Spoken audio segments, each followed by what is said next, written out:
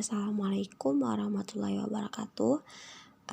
Kami dari kelompok 6 akan menjelaskan mengenai sistem endokrin yang beranggotakan saya sendiri, Sarah Hulu, kemudian rekan saya, Maisyaro Tanjung, dan yang terakhir, Anita Sylvia. Baiklah, materi pertama yaitu pengertian sistem endokrin dan sel-sel penyusun organ endokrin. Nah, pengertian sistem endokrin. Sistem endokrin disebut juga kelenjar buntu, yaitu kelenjar yang tidak mempunyai saluran khusus untuk mengeluarkan sekretnya. Sekret dari kelenjar endokrin dinamakan hormon. Nah, hormon merupakan senyawa kimia yang dihasilkan oleh satu bagian tubuh yang mempengaruhi aktivitas kelenjar atau jaringan yang lain, misalnya metabolisme sel, reproduksi, pertumbuhan dan perkembangan tubuh, tingkah laku, serta homeostatis. Nah, kemudian kelenjar endokrin tidak mempunyai saluran atau kelenjar buntu yang mensekresikan hormon secara langsung ke dalam aliran darah untuk didistribusikan keseluruhan. Hasil sekresi kelenjar tersebut dimasukkan dan disalurkan melalui saluran tersebut. Salah satu kelenjar endokrin yaitu kelenjar saliva atau air liur, menyekresikan saliva dan disalurkan ke mulut melalui saluran saliva. Sistem endokrin hampir selalu bekerja sama dengan sistem saraf, namun cara kerjanya dalam mengendalikan aktivitas tubuh berbeda dari sistem saraf. Ada dua perbedaan cara kerja antara kedua sistem tersebut. Kedua perbedaan tersebut adalah yang pertama yaitu dibandingkan dengan sistem saraf, sistem endokrin lebih banyak bekerja melalui transmisi kimia. Yang kedua, sistem endokrin memperhatikan waktu respons lebih lambat daripada sistem saraf. Pada sistem saraf, potensial aksi akan bekerja sempurna hanya dalam waktu 1-5 milidetik. Tetapi kerja endokrin melalui hormon baru akan sempurna dalam waktu yang sangat bervariasi, berkisar antara beberapa menit hingga beberapa jam. Kemudian, sel-sel penyusun organ endokrin. Nah, sel-sel penyusun organ endokrin dapat dibedakan menjadi dua, yaitu sebagai berikut. Yang pertama, sel neosekretori adalah sel yang berbentuk seperti sel saraf, tetapi berfungsi sebagai penghasil hormon. Yang kedua, sel endokrin sejati, disebut juga sel endokrin klasik, yaitu sel endokrin yang benar-benar berfungsi sebagai penghasil hormon, tidak memiliki bentuk seperti sel saraf.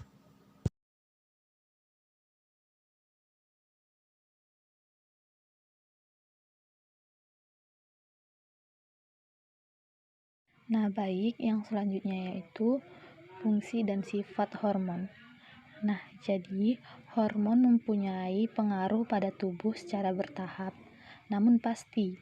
Fungsi hormon utama adalah yang pertama, mengendalikan proses-proses yang terjadi di dalam tubuh seperti proses pertumbuhan, perkembangan seksual, dan proses metabolisme yang lain. Yang kedua yaitu menjaga keseimbangan dalam tubuh atau disebut juga dengan homeostatis. Sebagai penjaga keseimbangan tubuh, maka hormon ini memiliki mekanisme kerja umpan balik. Artinya adalah jumlah produksi hormon tertentu akan berpengaruh terhadap produksi hormon yang lainnya. Selain itu, sekresi beberapa hormon juga dipengaruhi oleh kebutuhan akan hormon tersebut. Beberapa hormon juga bekerja secara contohnya insulin dengan glukogen serta PTH atau parathormon dengan kalsitosin. Pengaturan hormon yang lain adalah apabila sebuah hormon merangsang produksi hormon kedua, maka hormon kedua mendapat tekanan produksi hormon pertama tadi.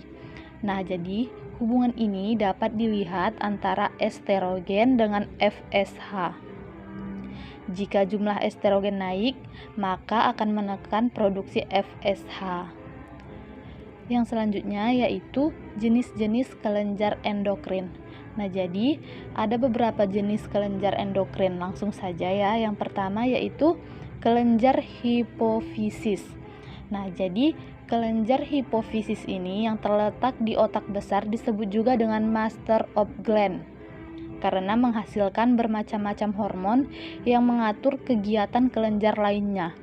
Kelenjar hipofisis ini dibagi menjadi 3 bagian, yaitu bagian anterior, bagian tengah, dan bagian posterior. Kelenjar hipofisis bekerja sama dengan hipotalamus mengendalikan organ-organ tubuh. Yang kedua yaitu hipofisis bagian anterior. Nah, hipofisis bagian anterior menghasilkan berbagai macam hormon, antara lain hormon somatotrof, hormon tirotropin, hormon adrenokotritropik, hormon laktogenik, dan hormon gonadotropin. Hormon somatotropin merangsang sintesis protein dan metabolisme lemak, serta merangsang pertumbuhan tulang, terutama tulang pipa dan otot. Yang selanjutnya yaitu hipofisis bagian tengah. Nah, jadi kelenjar ini menghasilkan hormon perangsang melanosit atau melanosit stimulating hormone atau MSH. Nah, apabila hormon ini banyak dihasilkan, maka akan menyebabkan kulit menjadi hitam. Sekresi MSH juga dirangsang oleh faktor pengatur yang disebut faktor perangsang pelepasan hormon melanosit dan dihambat oleh faktor inhibisi hormon melanosit atau disingkat dengan MIF. Yang selanjutnya yaitu hipofisis bagian posterior. Hipofisis bagian posterior menghasilkan oksitosin dan vasopresin. Oksitosin berperan dalam merangsang otot polos yang terdapat di uterus. Nah, sedangkan vasopresin disebut juga dengan hormon antidiuretik atau ADH yang berpengaruh pada proses reabsorpsi urin pada tubulus distal sehingga mencegah pengeluaran urin yang terlalu banyak. Yang selanjutnya yaitu kelenjar tiroid. Nah, jadi kelenjar tiroid ini terletak di antara leher di bagian depan kerongkongan. Kelenjar tiroid menghasilkan hormon tiroksin dan triodotironin. Kedua hormon ini bekerja sama mengatur metabolisme organik, mengatur pertumbuhan dan perkembangan, serta mengatur aktivitas saraf. Sintesis hormon tiroksin membutuhkan mineral iodium. Jika konsumsi iodium kurang memadai, maka hormon tiroksin tidak dapat disintesis. Rendahnya sekresi hormon dari kelenjar tiroid dapat menyebabkan hipotiroidisme. Hipotiroidisme semasa bayi dalam kandungan atau semasa kanak-kanak akan menyebabkan timbulnya kretinisme. Tanda-tandanya yaitu dwarfisme atau cebol dan retardasi mental atau kemunduran mental. Dwarfisme disebabkan oleh kegagalan pertumbuhan tulang, sedangkan retardasi mental disebabkan oleh gagalnya otak untuk berkembang sepenuhnya.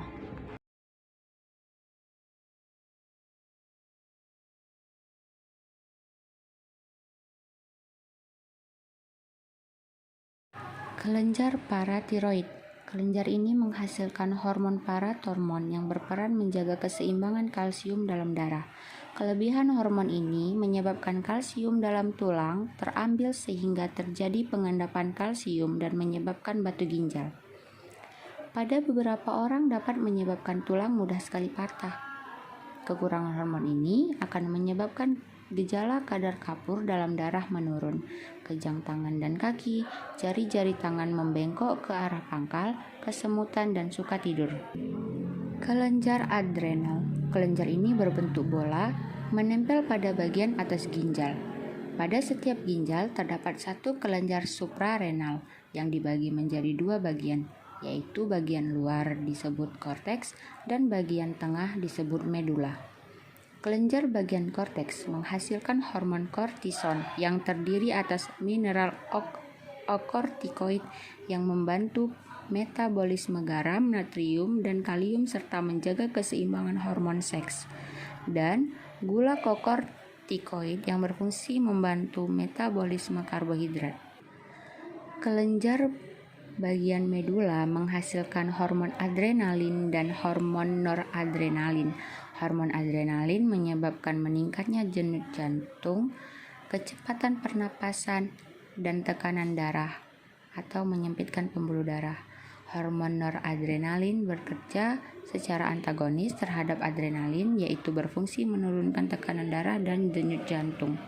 Kerusakan pada bagian korteks mengakibatkan penyakit Addison dengan gejala-gejala timbul kelelahan, nafsu makan berkurang, mual, muntah-muntah, terasa sakit di dalam badan, dalam keadaan ketakutan atau dalam keadaan bahaya. Produksi adrenalin meningkat sehingga denyut jantung meningkat dan memompa darah lebih banyak. Gejala lainnya adalah melebarnya saluran bronkiolus, melebarnya pupil mata, kelopak mata terbuka lebar dan diikuti dengan rambut berdiri. Kelenjar pankreas. Sebelumnya juga kita sudah membahas kelenjar pankreas pada sistem pencernaan makanan. Kelenjar pankreas memiliki fungsi ganda. Selain menghasilkan enzim-enzim pencernaan, pankreas juga menghasilkan hormon insulin. Hormon insulin diproduksi pankreas di bagian yang disebut pulau Langerhans. Hormon insulin yang berfungsi mengurangi kadar gula darah yang melebihi normal dengan cara mengubah gula darah menjadi gula otot atau glikogen. Kekurangan hormon insulin menyebabkan pengaturan kadar gula darah tidak berlangsung normal. Gula darah cenderung di atas normal. Keadaan ini mudah menimbulkan penyakit kencing manis atau diabetes mellitus. Kelenjar gonad. Ovarium merupakan alat reproduksi wanita. Hormon yang dihasilkan oleh ovarium adalah hormon estrogen dan hormon progesteron. Hormon estrogen berfungsi untuk menimbulkan dan mempertahankan tanda-tanda kelamin sekunder pada wanita. Tanda-tanda kelamin sekunder adalah tanda yang membedakan antara wanita dengan pria tanpa melihat kelaminnya. Sedangkan hormon progesteron berfungsi menyiapkan dinding uterus agar dapat menerima telur yang sudah dibuahi atau menyebabkan penebalan dinding uterus. Selama kehamilan, estrogen dan progesteron terus dihasilkan oleh plasenta sehingga kehamilan dapat terus dipertahankan.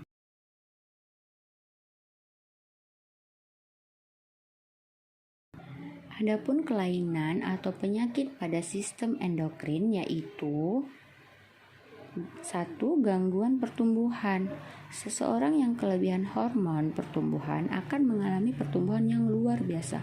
Pada anak-anak, kelebihan hormon pertumbuhan disebut gigantisme dan pada orang dewasa disebut akromegali. 2. Hiperprolaktinemia. Sekresi prolaktin yang berlebihan. Hal ini bisa menyebabkan produksi atau keluarnya air susu ibu yang disebut galaktourea meski tidak mengandung atau tidak menstruasi. 3. Kegagalan fungsi gonad akibat kekurangan sekresi hormon peluteinan dan hormon perangsang folikel. Keadaan ini biasanya sering dialami pria. 4. Penyakit tiroid. Hormon tiroid yang berlebihan sebagai hasil dari kelenjar tiroid yang terlalu aktif disebut hipertiroidisme. Hal ini akan menyebabkan badan meningkatkan keadaan metabolik yang naik. 5. Penyakit kencing manis.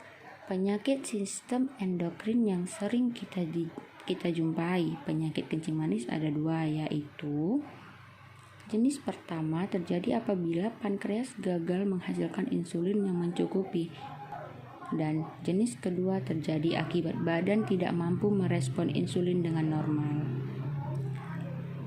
Penyakit keenam, osteoporosis, terjadi baik pada wanita maupun laki-laki. 7. Sindrom ovari polisistik merupakan penyakit endokrin yang menyerang lebih kurang 5% jumlah wanita.